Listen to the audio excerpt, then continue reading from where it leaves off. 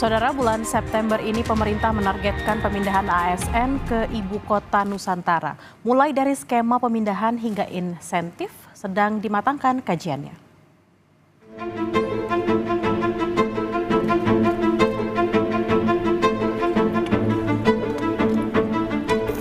Pemerintah berencana memindahkan 1.740 aparatur sipil negara dari Jakarta ke Ibu Kota Negara Nusantara di Kalimantan Timur. Angka ini juga sudah mempertimbangkan ketersediaan hunian, yang dimana juga kabarnya menjadi salah satu insentif yang akan diberikan kepada ASN yang dimutasi ke IKN. Lantas bagaimana skema insentif dan pemindahannya? Apakah pemindahan ASN bisa dilakukan tepat waktu di bulan September?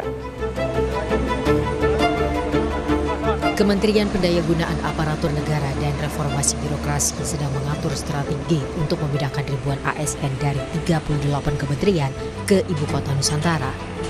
Presiden Joko Widodo mengusulkan agar aparatur sipil negara yang lebih dulu pindah ke Ibu Kota Nusantara mendapat insentif khusus berupa gaji tambahan dan kenaikan pangkat. Bahkan Menteri Pan-RB Azwar Anas pernah bilang setiap ASN akan mendapat 1 unit apartemen di IKN. Sampai dengan November nanti akan ada 47 tower yang jadi. 1 tower isinya 60 unit, besarnya 98 meter, jadi besar sekali. 1 tower, 1 unit isinya 3 kamar. Nanti dari 47 tower itu, 29 tower akan diisi oleh ASN, dan 18 tower akan diisi oleh TNI Polri.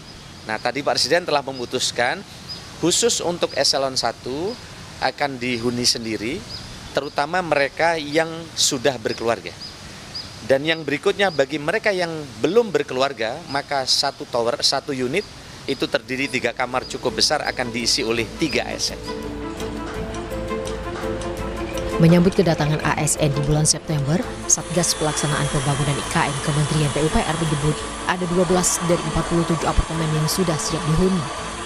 Pembangunan kantor Kemenko dan rumah tapak menteri pun tengah dibangun. Selain infrastruktur dasar, fasilitas kesehatan, pendidikan, dan pusat perbelanjaan juga menjadi prioritas pada pembangunan IKN. Tadi saya sebutkan untuk apartemen ASN itu ada 47 ya.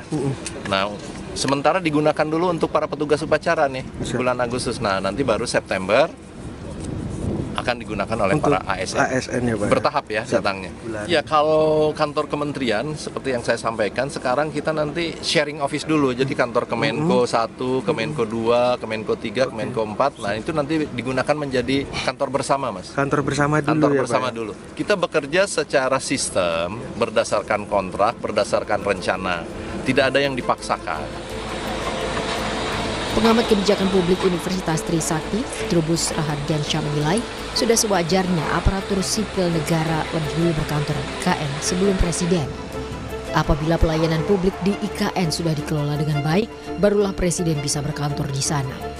Trubus juga menyoroti rencana pemberian insentif kepada ASN yang diharapkan tidak melebihi anggaran pembangunan IKN.